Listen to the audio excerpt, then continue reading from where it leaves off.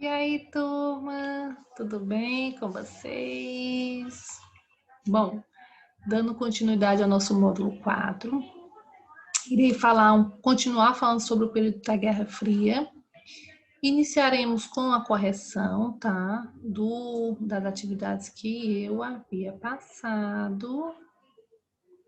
Página 284 e 285. Vou ampliar aqui para melhor visualizar.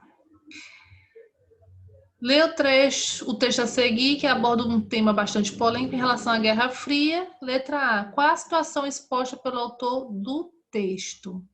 O autor do texto afirma que no período da Guerra Fria, o governo dos Estados Unidos e seus militares... Vou assumir aqui, pronto.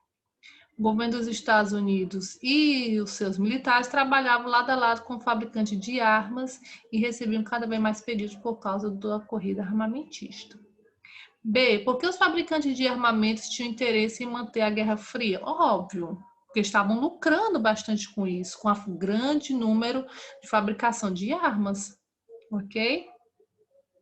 E aí aqui você vai ter que fazer um cartaz, né, falando sobre essa questão do controle, da produção de armas e tudo mais. Bem pouquinha, tá? Atividade, nada muito, né?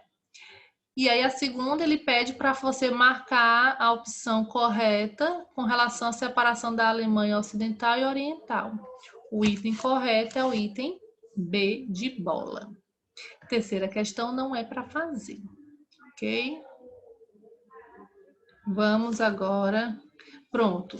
Ele vai falar um pouquinho aqui sobre a Guerra Fria e suas áreas de influência.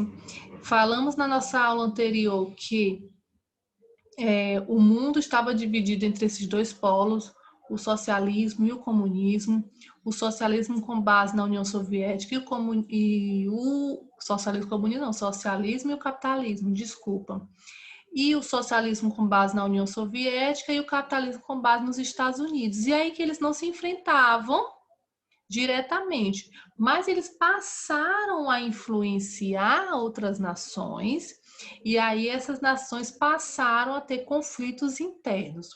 Ele vai começar falando aqui sobre a Revolução Chinesa, de Mao Tse-tung.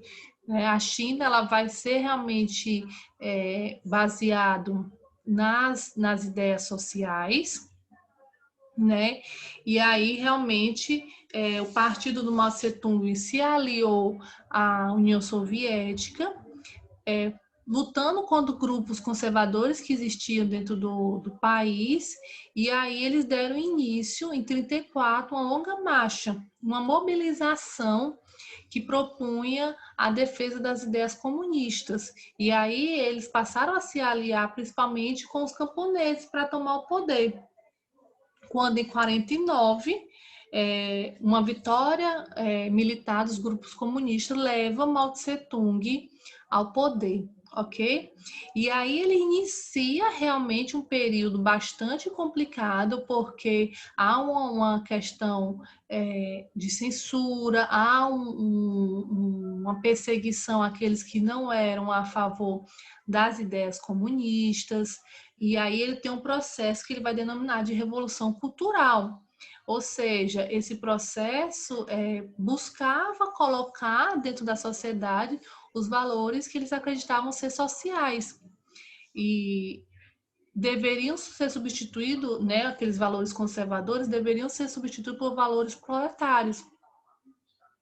E aí essa revolução cultural, ela realmente vai fazer com que haja essa perseguição aos conservadores ou aqueles que não eram a favor do regime comunista na China.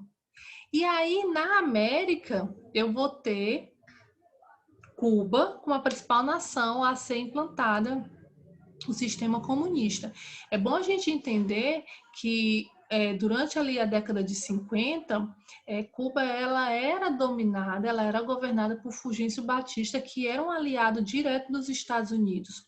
Só que Cuba é uma ilha, e aí Cuba ela estava realmente submetida a todas as artimanhas dos Estados Unidos, inclusive a exploração que ocorria dentro de Cuba.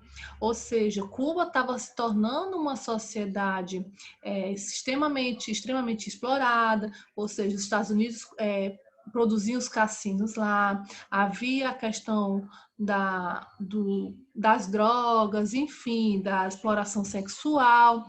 E aí começa a se entrar dentro de Cuba essas ideias sociais.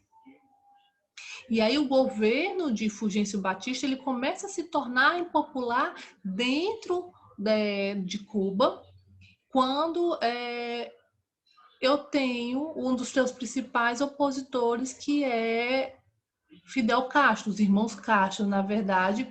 E aí os irmãos Castro eles vão ter um aliado muito forte nessa questão da luta, da implantação da Revolução Cubana, que é o Che Guevara. E aí essa luta populacional ela vai ser armada de uma forma realmente proletária, realmente ligada à população. A população vai realmente aderir às ideias comunistas dos irmãos Castro, principalmente de Fidel Castro, do Che Guevara. E aí eles começam a colocar em prática uma revolução que deveria derrubar Fulgêncio Batista, né? E aí eles começam a se organizar na Sierra Maestra, que era onde havia uma adesão muito alta dos camponeses. E era onde onde eles armavam suas técnicas de guerrilha. E aí, através do rádio, eles comunicavam isso no rádio, o que, que seria acontecer e tudo mais. E aí, em 59, com o apoio da população, eles tomam a capital, né, da cubana, que é a Havana, e assumem o poder. E tem início, então, o governo de Fidel Castro com base no sistema comunista. E aí Castro ele começa a fazer uma série de reformas dentro da sociedade cubana, que ele avalia como anual. Ou seja, cada ano ele escolhe um tema, digamos assim, para poder revolucionar dentro da nação. Então, eu vou ter o ano da reforma agrária, o ano em que Castro dividiu as terras entre os camponeses, eu vou ter o ano da educação, na qual ele vai fazer com que jovens que estudavam na cidade vão para o campo para poder ensinar essa população, e aí eu tenho realmente uma modificação dentro de Cuba, e aí vem os problemas com os Estados Unidos, né? Devido a essa questão de ser implantado esse sistema comunista nesse período, e aí ele teve sim a relação com a União Soviética, eu tenho um embargo econômico que os Estados Unidos impôs a Cuba, ou seja, nenhum produto industrial, nenhum tipo de comércio deveria ser realizado com Cuba. E aí, em contrapartida, Cuba vai e estreita suas relações com a área soviética, com a área social, que é a União Soviética.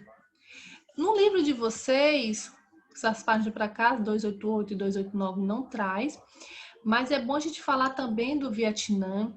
Era um território de controle tanto da União Soviética quanto dos Estados Unidos, e aí dentro desse território a União Soviética e os Estados Unidos vão estimular o nascimento de movimentos revolucionários independentes feito pela própria nação, mas aí eu vou ter essa relação dos vietnamitas do sul versus vietnamitas do norte, que tinha essa polarização dentro do Vietnã, que vai causar principalmente um conflito e vai causar uma desorganização social dentro do próprio território.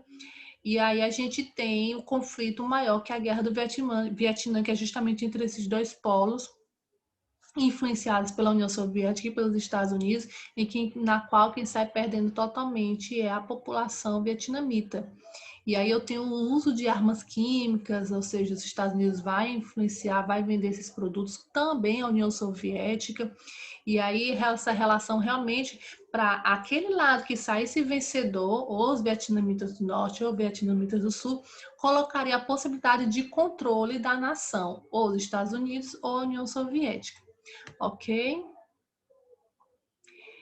Esse assunto é bastante complexo, a gente vai continuar estudando isso nas nossas próximas aulas, não agora, ele vai dar uma pausa, vai tratar de outros assuntos, mas no final do capítulo a gente retoma o fim da Guerra Fria, porque realmente é um período bastante extenso, ok? No mais, a gente debate na nossa videoconferência.